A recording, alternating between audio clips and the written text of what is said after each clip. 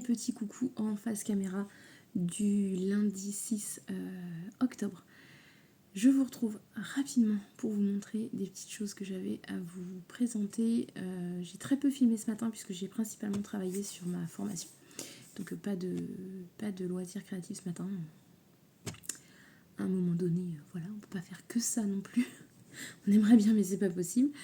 Donc comme vous avez pu le voir dans le précédent vlog, celui de samedi et dimanche, samedi j'étais en vadrouille avec une de mes amies. On a été dans une librairie spécialisée dans la romantaisie qui s'appelle Fox Garden à Paris, dans le 10e arrondissement, 35 rue de l'Échiquier.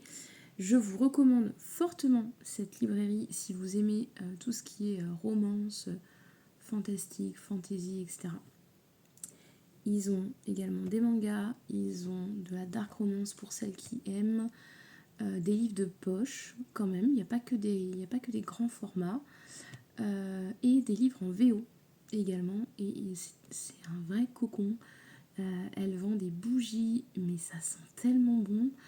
Le lieu est vraiment dingue, c'est très agréable, honnêtement c'est une petite pépite, on y retournera avec plaisir, sûrement le mois prochain. Donc j'ai bien évidemment ramené des livres. J'en avais pas assez.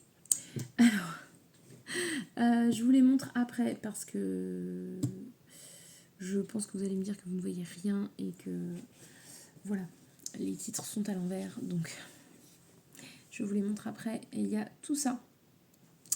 Je vous les montre juste après. Je ferai un petit retour caméra et je vous montrerai de quoi il s'agit si cela vous intéresse. J'ai également été à Modes et Travaux où j'ai acheté ce petit kit de cette petite souris à feutrer qui vient de la marque Trimitz. Donc pour 10 €, vous avez dans la boîte le guide de conception et un petit sachet avec la laine à feutrer et les petites choses nécessaires, donc le petit gilet, les petites fleurs. Vous avez également, ça doit être pour ces petites oreilles, oui. Il y a les petits boutons, mais ils sont cachés, voilà, le petit bouton, les aiguilles, la base du corps en polystyrène, je pense. Donc c'était, enfin ça m'a paru pas cher en tout cas, vu que tout était fourni dedans. Donc je vais tenter ça. J'ai un peu de bruit. Je vais tenter ça pour mettre en déco tout au long de l'année sur mon bureau et principalement à Noël dans le sapin. Voilà. Ensuite, ce week-end, nous avons été également à Mode et Travaux, comme je vous disais. J'ai acheté de la toile, une toile Aïda pailletée. Est-ce qu'on va voir les paillettes? Oui, on les voit. Oui, c'est léger, mais on les voit. Donc une toile Aïda pailletée pour réaliser une broderie au point de croix de Colorfully Sarah sur le thème des mugs d'automne. Donc c'est que des petits mugs sur toute la toile. Vous avez également des petites citrouilles, des petites choses comme ça. Je vous montre rapidement le patron. Voilà, vous avez des petits croissants, un petit mug avec des petits cœurs, etc. Vous allez retrouver des petits sugar candy, des petits champignons, des petites citrouilles, des petits croissants, enfin voilà, vous avez tout ça. Donc la qualité d'impression est nulle, puisque je suis en rate d'encre, donc je ne vous montrerai pas la première page. Elle est rose, donc ça vous servira à rien. En tout cas, le tambour, il vient de chez Sostrengren, mais il n'est pas hyper qualitatif, donc je pense que je le changerai. Je l'ai payé pas cher, clairement, il vaut pas cher. Si vous avez que ça sous la main, ça va, mais franchement, au serrage, ça vaut pas un bon DMC. Honnêtement, je m'en reprendrai un autre. Donc voilà, donc ça, j'ai commencé ça dimanche. C'était notre petit caston de post-sortie. Et donc là, j'avais tous mes petits fils que j'avais déjà achetés chez Rascol. Et j'ai switché un orange. Enfin, non, je ne l'ai pas vraiment switché, mais je vais utiliser le orange de base. Mais mon ami m'a conseillé d'utiliser du pailleté. C'est pas mal, hein? Comme ça, dans la petite citrouille là que j'ai faite, j'ai remplacé le orange par du orange pailleté. Et on le voit, je pas si vous allez bien le voir là. Est-ce qu'on le voit? C'est léger. Hein. Mais il y a de la paillette. Donc ça, c'est ce que j'ai fait hier, principalement. C'est pour ça qu'hier, vous avez vu que de la broderie. Et hier soir, j'ai avancé ma capuche. Bon bec. J'en suis là. Donc vous voyez, j'ai fait le petit trou-trou pour le contour de ma tête. Et donc, on a la partie snood. Voilà, qui est terminée. Donc ça a très très bien avancé. Je suis contente. Ça suit son cours. C'est super. Mon bouquin, La femme du serial killer. J'en suis page 130. C'est toujours aussi bien. Donc, écoutez, hein. Voilà, je le continue. Et quoi vous dire d'autre? Pas grand-chose. Mon West, je vous montrerai tout à l'heure. Hein, voilà. J'en suis sur... alors, il divise le schéma en ce qu'il appelle des escalopes, qu'on appelle des escalopes avec les copines. Donc, j'en suis sur ma deuxième escalope sur 6. Donc, bon, petit rythme. J'étais censée commencer mon gnome, vous savez, mon gnumping, en comme ça, là. En orange, gris et je sais plus trop quoi. C'est un peu brouillon aujourd'hui, désolée. Comme ça, voilà. Bon, c'est pas commencé, pas eu le temps. Ce matin, il fallait absolument que je travaille. Donc ça verra le jour, peut-être ce soir, peut-être demain. J'aurai du retard. Il y aura déjà le deuxième indice qui sera sorti, c'est pas grave. Honnêtement, je me presse pas avec ça. Je le fais, ça se trouve, je suis capable de faire 2 indices d'un coup. Enfin, voilà. Là, je voulais vraiment travailler sur le West, donc je vais tranquillement. Voilà, je crois que je vous ai tout dit pour aujourd'hui. J'espère que vous avez passé un bon week-end. Nous, c'était vraiment super. Donc, je vais vous montrer les livres que j'ai achetés. Je viens de télécharger également sur ma Kindle un livre numérique. Rien de plus. La sorcière de Thornfield. Voilà, la sorcière de Thornfield.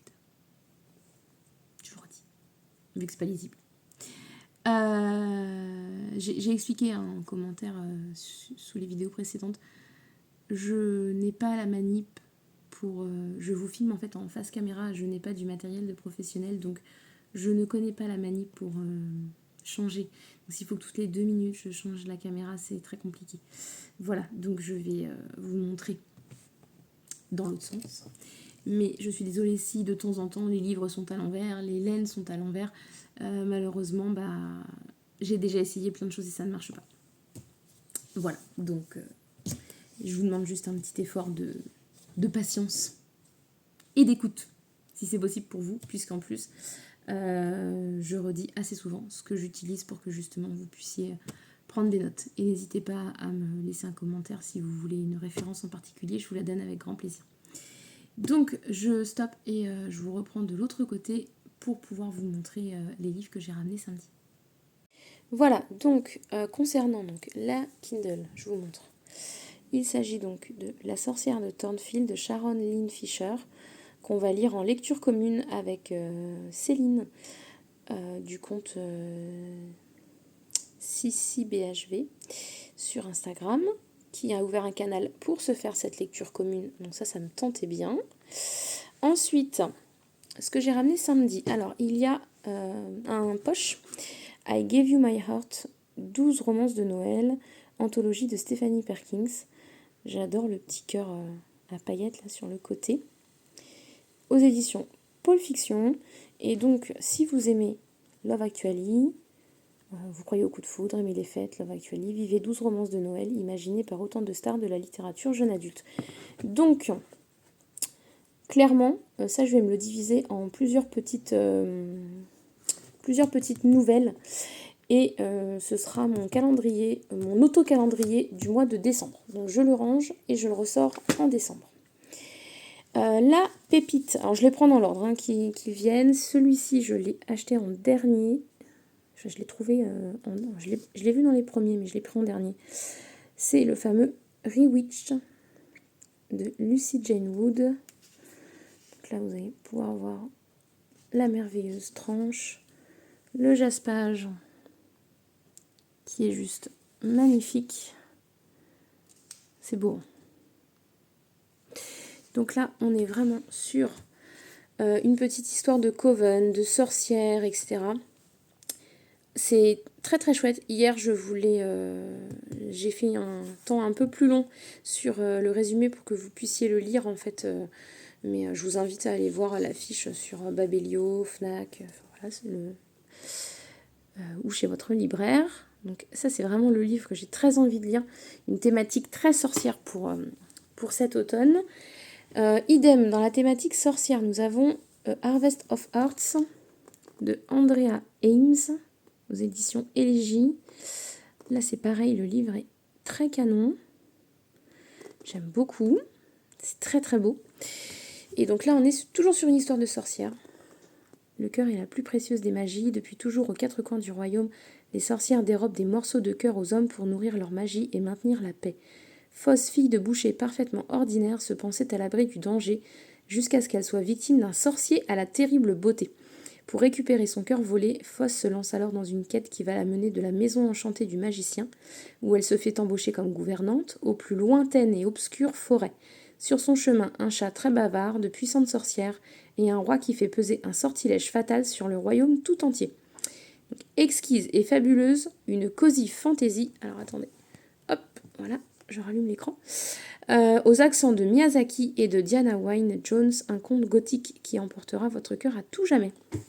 Donc celui-ci me plaît beaucoup, beaucoup, beaucoup. Le petit cœur comme ça, regardez le fond. On voit le cœur avec la fiole, mais il y a un cœur vraiment sur le fond en fait On le voit ici qui se dessine avec des feuilles. On est vraiment dans un esprit forêt, etc. Enfin, je l'aime beaucoup. Donc celui-ci, je mise beaucoup d'espoir dessus. Et le dernier, le non moins connu, Heartless Hunter de Christine Ciccarelli. Son ennemi le plus mortel ou son plus grand amour. Celui-là, vous avez dû en entendre parler beaucoup, beaucoup, beaucoup. Mon amie Sandy le lit. Je crois qu'elle est déjà passée au tome 2. Je pouvais pas passer à côté. Même chose résumée. À la suite d'une révolution dévastatrice, les sorcières qui dominaient le royaume sont désormais traquées et tuées à cause de leur magie. Le jour, Rune Winters doit dissimuler sa vraie nature en jouant la jeune mondaine futile. La nuit, elle devient le Sphinx rouge, une sorcière justicière qui protège les siennes de la purge. Afin d'obtenir des informations cruciales pour un sauvetage, elle tente de séduire Gideon Sherp, un redoutable chasseur de sorcières. Gideon méprise tout ce qu'incarne Rune, mais lorsqu'il découvre qu'elle est liée au Sphinx, il infiltre son cercle en prétendant lui faire la cour. Il s'aperçoit vite que sous la façade superficielle de Rune se cache une personne profonde qui fait vaciller ses certitudes, et il en vient à espérer qu'elle n'est pas la célèbre créature sanguinaire qu'il traque sans relâche. Et donc il y a un tome 2. Voilà, donc celui-ci, c'est pareil, j'ai très très très hâte de le lire. Je ne sais absolument pas dans quel ordre je vais lire tout ça. Voilà, je verrai en fonction de l'humeur du moment, ou peut-être que je ferai un plouf plouf, ou que c'est Chéri qui décidera et qui choisira celui que je lirai en premier. En tout cas, pour la lecture commune, c'est un chapitre par soir, donc c'est vraiment pas... c'est pour ça que je me suis permise de la commencer, La sorcière de Thornfield. Enfin, la commencer. Je me suis permise de prendre l'e-book parce que ça va se lire vraiment tout doucement avec les copines sur le canal du groupe de lecture. Donc voilà. Y a pas de... Je peux continuer tranquillement la femme du serial killer. C'est pas une grosse double lecture. Celui-ci, c'est très très bien. Voilà, allez, sur ces quelques mots très livresques, je m'en retourne à mon Stephen West. Et je vous dis à plus tard. Des bisous.